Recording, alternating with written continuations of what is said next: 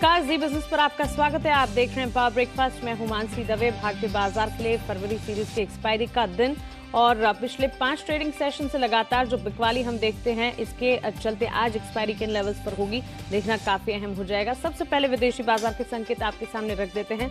बिकवाली का दबाव यहां पर भी देखने को मिल रहा है। कोरोना वायरस की चिंता जो कि फैलती हुई दिख रही है, इसका सीधा असर आप तमाम विदेशी बाजार पर पड़ता हुआ देखेंगे। एसजीएक्स निफ्टी आपके टीवी स्क्रीन पर 11,678 के लेवल्स पर कर रहा है ट्रेड। करीब 50 अंकों की यहां पर बिकवाली देख पाएंगे आप। वहीं अमेरिकी बाजार की अगर बात करें, कल बाजार ने अपने आप को मजबूती की तरफ बढ़ाने की काफी कोशिश की, लेकिन वहां से फिर गिरावट देखने को जरूर मिली। डाउ जोन्स जब क्लोजिंग हुई 123 अंकों की बिकवाली दिखा रहा था। S&P अब 500 में भी लाल निशान के साथ ही कामकाज, और कह सकते हैं कि नेस्डेक में भी एक रेंज में ही कारोबार देखने को मिला। इसी के साथ क्रूड और रुपए की अगर बात करें तो वहां पर भी एक रेंज में ही कामकाज हम देख रहे हैं। मांग घटने की आशंका से क्रूड में गिरावट अब भी जारी है, और साथ ही ब्रेंट जो है 3% तक फिसलता हुआ $53 के पास यहाँ पर। वहीं रुपया 22 पैसे की मजबूती के साथ कल क्लोज हुआ है। विदेशी बाजार के संकेत एक बार विस्तार से समझ लेते हैं। जानने के लिए अब हमारे साथ दीपांशु भंडारी जुड़ गए हैं, साथ ही जी बिजनेस के मैनेजिंग एडिटर हमारे साथ हैं, जो कि आज के लिए अपनी पहली रणनीति बताएंगे। Deepanshu, good morning. विदेशी बाजार के संकेत लगातार चीन में कम है और चीन के बाहर ज्यादा है। चीन में कल सिर्फ 15 नए केसेस रिपोर्ट हुए, पर चीन के बाहर अगर आप देखें जो नए केसेस आ रहे हैं तो दक्षिण कोरिया में लगभग 284 नए केसेस आए हैं। इटली में 150 नए केसेस आए हैं कल से आज तक।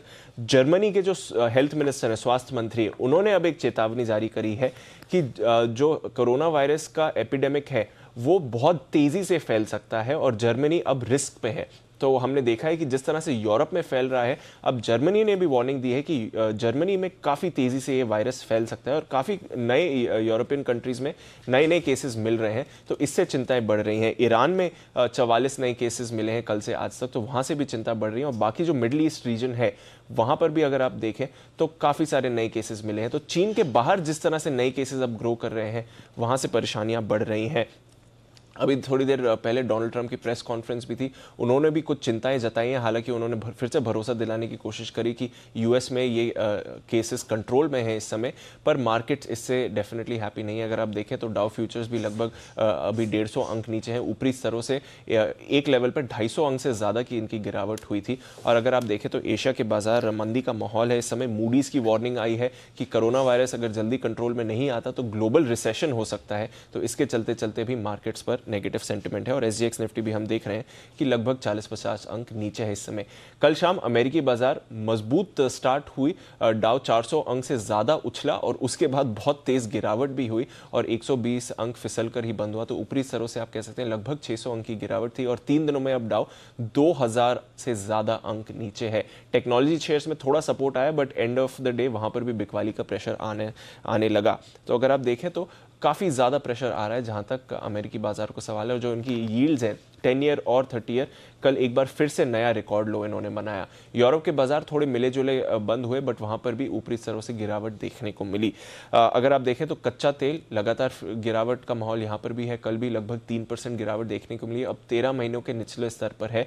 और जो मार्केट्स में बोलते हैं बेयर मार्केट टेरिटरी में, यानी कि अपने ऊपरी स्तरों से 20% से ज़्यादा गिर चुका है, तो अब वो बेयर मार्केट टेरिटरी में, यानी कि एक्सपेक्टेशन है कि यहाँ से भी ज़्यादा गिरावट हो सकती है जहाँ तक तेल का सवाल है। डॉलर इंडेक्स थोड़ा रिबाउंड आया है, बट वहां पर भी अब प्रेशर देखने को मिल रहा है। ओके, दीपांशु, शुक्रिया तमाम जानकारी के लिए। तो कह सकते हैं कि कोरोना वायरस का कहर इतना ज्यादा बढ़ रहा है कि कई देशों के प्रतिनिधि भी अब इस पर बात कर रहे हैं, इस पर चिंता जता रहे हैं। आपको बता दें कि कल एक ट्रैवल एडवाइजरी भी जारी की गई, जिसके तहत कोरिया, इटली और ईरान में नहीं जाने की हिदायत दी गई है। काफी ज्यादा यहाँ पर कह सकते हैं कि तकलीफ बढ़ती हुई दिख रही है और कोरोना वायरस का असर सीधा तमाम बाजारों पर हम पड़ता देख रहे हैं। चलिए आगे बढ़ते हैं और अब देख लेते हैं कि कल के कारोबारी सत्र में संस्थागत निवेशकों ने क्या किया। एफआईएस डीआईएस का एक्शन एक बार देखें। कैश मार्केट में एफआईएस कर रहे हैं बड़ी बिकवाली, यहाँ पर 3,337 करोड़ की बिकवाली आती हुई। वहीं डीआईएस की तरफ से 2,786 करोड़ की खरीदारी आती हुई हम देख रहे हैं। वायदा बाजार में करीब 774 करोड़ की बिकवाली एफआईएस की तरफ से। तो क्लियरली कैश मार्केट और वायदा बाजार में एफआईएस का बिकवाली का रुख है। चलिए अब सीधा रुख करते हैं हमारे स्पेशल सेगमेंट का, जहां हम रोज बात करते हैं जी बिजनेस के मैनेजिंग एडिटर अनिल सिंघवी से।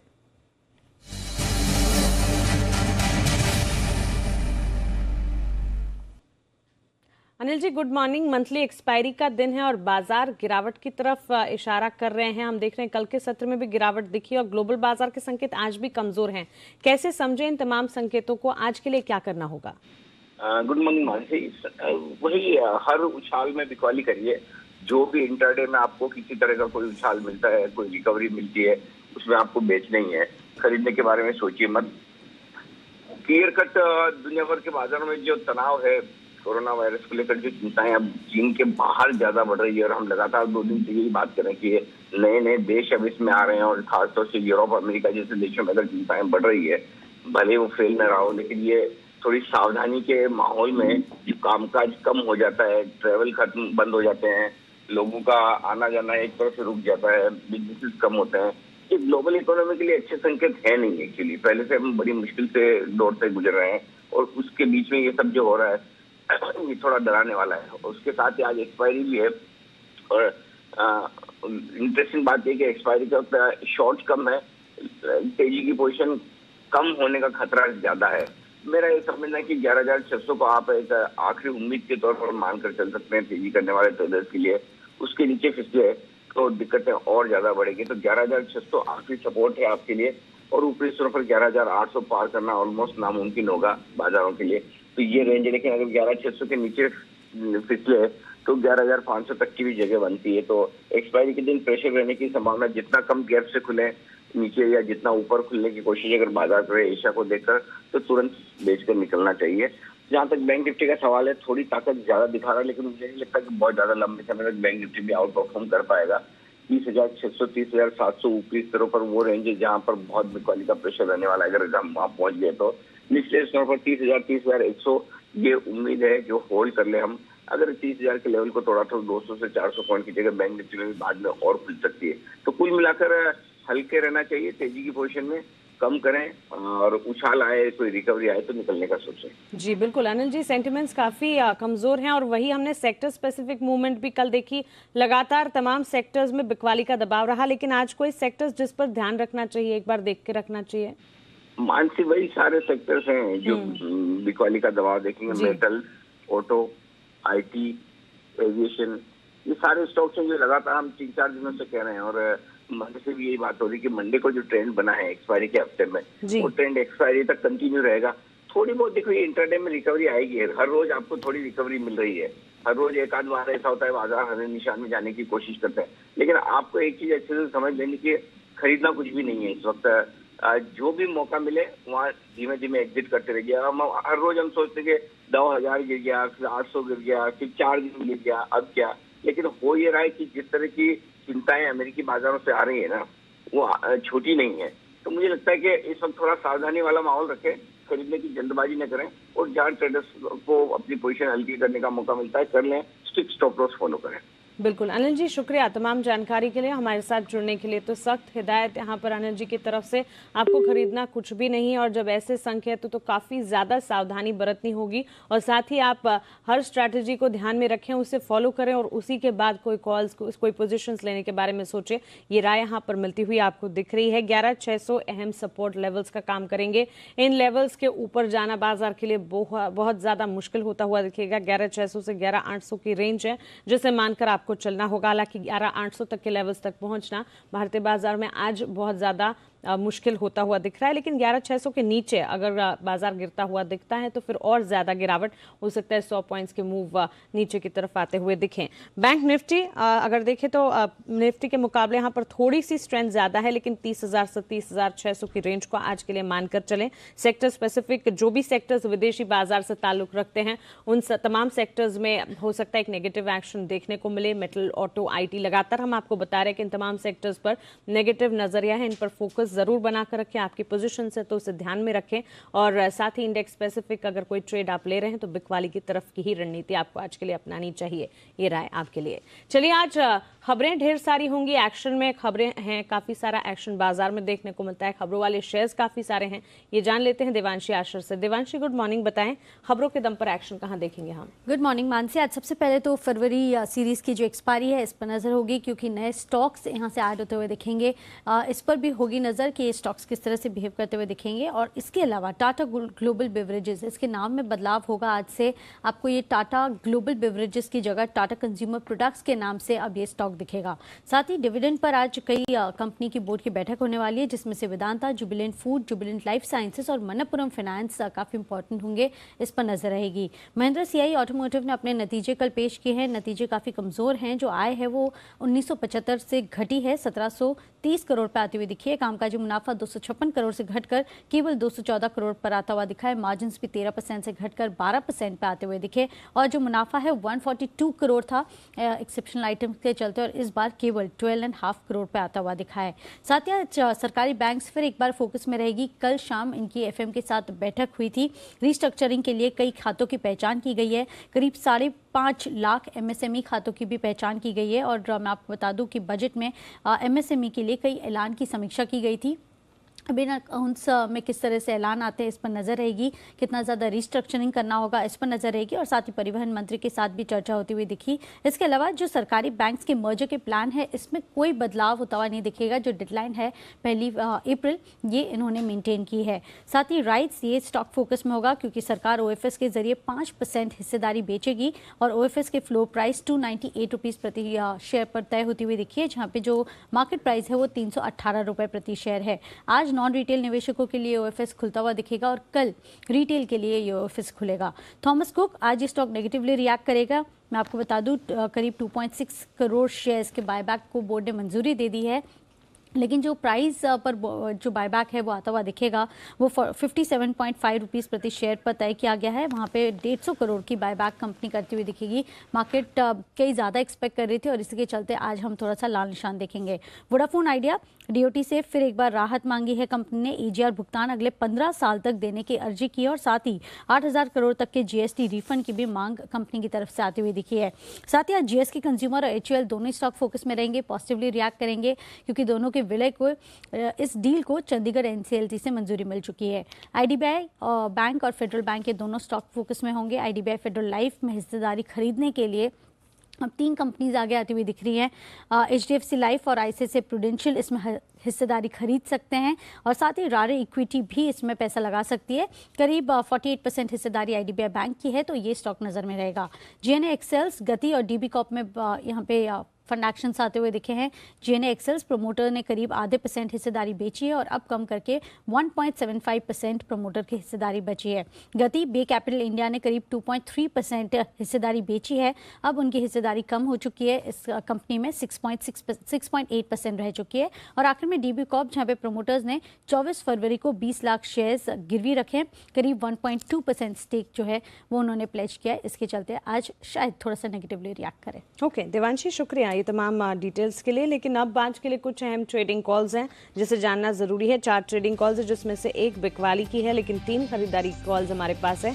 एक्सिस सिक्योरिटी से शुरुआत करेंगे। इनका मानना है कि HCL टेक, यहाँ पर आप खरीदारी करके चल सकते हैं। 597 के टारगेट्स को ध्यान में रखा जाए।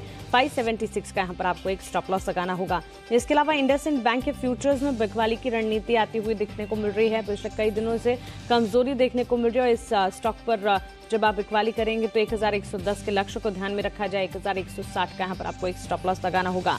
निर्मल बैंक सिक्योरिटीज की तरफ से 2 कॉल्स हैं, दोनों ही कॉल्स खरीदारी की तरफ इशारा कर रही है। सबसे पहले तो ओरिएंट इलेक्ट्रिक, कल के सत्र में स्टॉक में करीब 2% तक के अपमूव्स देखने को मिले थे और इसी के चलते आज भी यहाँ पर खरीदारी के ट्रेंड बनते हुए दिख सकते हैं। 280 के टारगेट्स को ध्यान में रखा जाए। 252 का एक स्टॉप लॉस यहाँ पर लगाइएगा। और इसके अलावा हिमाद्री स्पेशलिटी केमिकल्स लिमिटेड, यहाँ पर भी खरीदारी की राय इनकी तरफ से आती हुई दिख रही है। निर्मल बैंक का मानना है कि 52 के स्टॉप लॉस के साथ 62 के टारगेट्स को ध्यान में रखते हुए यहाँ पर आप खरीदारी करके चल सकते हैं। 4.5% की तेजी के साथ इस स्टॉक ने कल क्लोजिंग देखी थी, तो शानदार बढ़त रही। आज के सत्र में भी वो बढ़त कायम रहने की पूरी संभावना है। वहीं हमारे खास शो बाजार आज और कल में ब्लू ओशन स्ट्रैटेजिक एडवाइजर्स के आशीष माहेश्वरी ने इंट्राडे ऑपोजिशनल निवेश के लिए 2 शेयर सुझाए हैं। आइए सुनते हैं कौन से हैं वो 2 शेयर। ब्लॉक डील हुआ इंडिया सीमेंट में, तो मेरा मन है इस स्टॉक की बिल्कुल री रेटिंग अब और होने वाली है, तो करीब 115 से 120 रुपए तक का भी टारगेट पॉसिबल है। मेरा सलाह रहेगी स्पेंसर रिटेल बाय किया जा सकता है, या एक सब वीक के लिए इसको बाय कर सकते हैं बिल्कुल, और 125 रुपए का टारगेट रहेगा। तो दो स्टॉक्स आपको सुझाव दिए गए हैं और आपको बता दें बाजार आज और कल में आपको मिलता है बाजार के दिन भर का एक्शन और अगले कारोबारी सत्र में क्या हो आपकी स्ट्रैटेजी, इस पर एक्सपर्ट देते हैं सलाह। कमाना है मुनाफा तो सोमवार से शुक्रवार शाम 7:26 पर जी बिजनेस के साथ जुड़ना न भूलें। आज बाजार में कहां हो सकती है आपकी कमाई, इस पर रणनीति समझ लेते हैं और बताने के लिए हमारे साथ हमारी टेक्निकल एनालिस्ट सिमी भौमिक जुड़ गई हैं।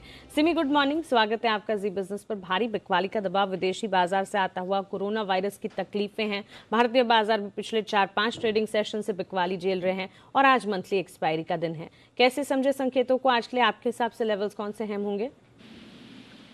Very good morning Mansi. मुझे लगता है कि निफ्टी में वीकनेस तो है। कल एक मेजर सपोर्ट जो तोड़ के बंद किया था, निफ्टी बैंक निफ्टी दोनों इंडेक्स ने मेजर जो सपोर्ट था वो तोड़ के ही बंद किया था।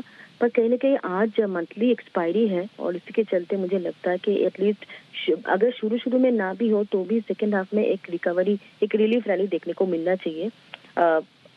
मेरे ख्याल से निफ्टी में मेरा जो अहम लेवल है वो है 11,650।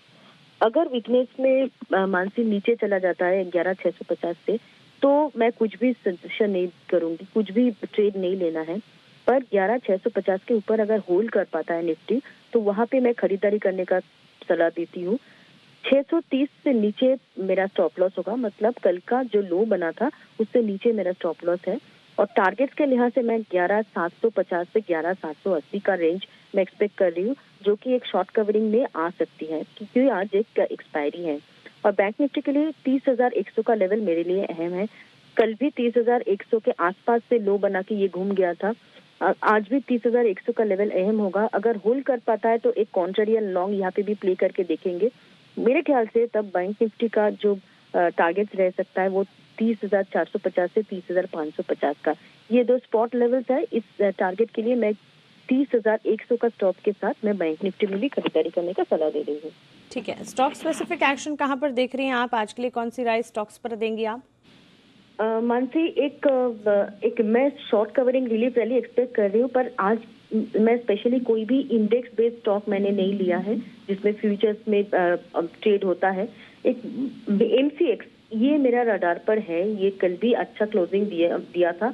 आज भी मुझे लगता है कि 1340 का स्टॉप लॉस के साथ ये करीब 1365-68 के आसपास कल बंद किया था, तो 1340 के नीचे स्टॉप लगा के इसमें खरीदारी करने का सलाह होगा आज का इंट्राडे के लिए। या कल तक 1390 और 1420 ये दो लेवल्स है जो मैं वॉच कर रही हूँ। मुझे लगता है कि ये दो लेवल्स बहुत जरूर अचीव कर सकता है, पर 1340 का स्टॉप लॉस स्ट्रिक्टली फॉलो करना पड़ेगा MCX के लिए।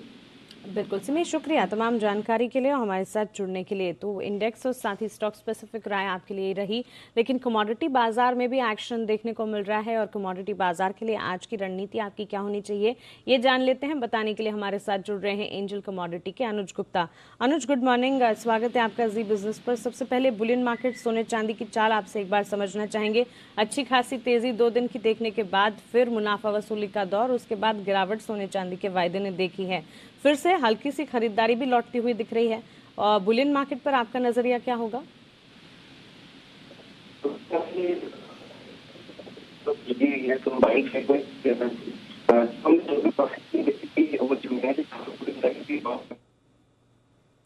ठीक है, अनुज से शायद हम संपर्क नहीं कर पा रहे हैं, लेकिन उनकी स्ट्रैटेजी हमारे पास है, वो एक एक कर आपके सामने रख देते हैं। सबसे पहले बुलियन मार्केट देखिए, सोने चांदी की चाल घरेलू बाजार में सोने में अब भी आप बिकवाली का दबाव जरूर देखेंगे, लेकिन विदेशी बाजार से खरीदारी धीरे धीरे आती हुई, या कह सकते हैं कि विदेशी बाजार में गोल्ड सिल्वर कुछ हद तक सपोर्ट्स हासिल करते हुए दिख रहे हैं और इसी को देखते हुए घरेलू बाजार में भी इसका एक इम्पैक्ट पड़ता दिख सकता है। 42,200 के लेवल्स पर अगर मिले, यानी कि 42,490 जो लेवल्स है वहां से करीब 300 रुपए नीचे, तो खरीदारी की राय यहाँ पर बनती हुई दिख रही है। आप खरीदारी कीजिएगा। टारगेट यहाँ पर 42,800 के ध्यान में रखिए, 42,200 इन लेवल्स को आप स्टॉप लॉस के तौर पर मानकर चलें। गोल्ड में खरीदारी की राय, और ठीक इसी की तरह क्रूड की अगर बात करें, क्रूड में एक दायरे में कामकाज हम देख रहे हैं और इस दायरे को ही देखते हुए और ज़्यादा यहाँ से बिकवाली की संकेत आते हुए दिख सकते हैं और इसी के चलते एक सेल कॉल इनिशिएट करने की राय अनुज की तरफ से आती हुई दिख रही है। 3620 ये लेवल्स पर अगर ये आपको मिल जाए,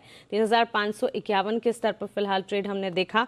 करीब 100 अंकों की बिकवाली रही और 2.5% के ऊपर की गिरावट MCX पर देखने को मिल रही है। 3620 के लेवल्स पर अगर ये मिले तो बिकवाली कीजिएगा 3520 के टारगेट्स के लिए। 3660 का यहाँ पर आपको एक स्टॉप लॉस लगाना होगा। तो क्रूड में कीजिएगा बिकवाली, लेकिन सोने में और चांदी में अब भी खरीदारी के मौके आज के सत्र में बनते हुए दिख सकते हैं। लेकिन 10 सरकारी बैंक के मर्जर पर वित्त मंत्री ने कहा है कि इसे लेकर कोई कंफ्यूजन नहीं है। मीडिया से बातचीत में वित्त मंत्री निर्मला सीतारमण ने कहा कि तय प्लान के मुताबिक ही बैंकों का मर्जर होगा। आपको बता दें कि सरकार ने बैंक के मर्जर की डेडलाइन 1 अप्रैल तय की हुई है। मर्जर के बाद 10 सरकारी बैंक की जगह सिर्फ 4 बैंक्स रहेंगे। Discussions were going on about the convenience with which they are doing it. I must thank all the banks because through their boards they've taken their calls. There is absolutely no uncertainty. We also are very conscious of the extra load on them in terms of the kind of demands that I've put on them. I've asked them to reach out to 400 districts. I've asked them to reach out to MSMEs. I've asked them to restructure MSMEs. So there is a lot of work, core banking work, which they are undertaking. I must be conscious of that also. So the merger and the decision taken by the banks, respective banks' boards, are all well taken. We are going as per schedule on that. There are no uncertainties. और चलिए एक बार जाते जाते एशियाई बाजार का हाल एक बार देख लेते हैं। कमजोरी हम देख रहे थे करीब 50 अंकों की और एसजीएक्स निफ्टी में अब भी इन्हीं लेवल्स पर बिकवाली का दबाव जारी है। 11600 के ऊपर के लेवल्स पर फिलहाल हम ट्रेड यहां पर देख रहे हैं। 11675 के लेवल्स पर करीब आधे % की गिरावट यहां पर देखने को मिल रही है। तमाम एशियाई बाजार, हांगकांग के बाजार भी बिकवाली का दबाव झेल रहे हैं। कोरोना की वजह से जो तकलीफें हैं वो बहुत ज्यादा बढ़ती हुई दिख रही है और इसका सीधा असर आप तमाम एशियाई बाजार पर कल के सत्र में जब अमेरिकी बाजार क्लोज हुए तब भी देखने को मिले। एक बार फ्यूचर्स देख लेते हैं। डाउ फ्यूचर्स, नैस्डैक फ्यूचर्स में भी भारी बिकवाली फिलहाल देखने को मिल रही है। 211 अंकों की गिरावट के साथ डाउ फ्यूचर्स में 26703 के लेवल्स पर ट्रेड हम देख रहे हैं। वहीं नैस्डैक फ्यूचर्स देखिए 67-68 अंकों की बिकवाली, यहां पर भी करीब 1% की गिरावट देखने को मिल रही है। नैस्डैक फ्यूचर्स में लाल निशान के साथ 8782 के लेवल्स पर फिलहाल ट्रेड देखने को मिल रहा है। तो क्लियरली विदेशी बाजार के संकेत जो है कमजोरी की तरफ हैं।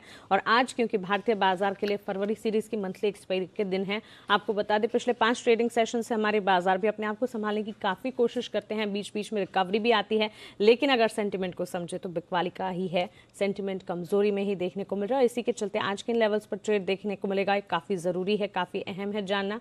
स्ट्रैटेजी आपको बता दी गई है कि इन लेवल्स पर आपको ट्रेड करना है, लेकिन वक्त वक्त पर वो स्ट्रैटेजी बदलती रहेगी। जिस तरह से बाजार रिएक्ट करेंगे तो आपको हमारे साथ बने रहना है। हर स्ट्रैटेजी को समझकर उसे फॉलो कर कोई भी ट्रेड आप लीजिएगा। आज के लिए यही राय आपके लिए। चलिए इसी के साथ पावर ब्रेकफास्ट में फिलहाल इतना ही। मुझे दीजिए इजाजत।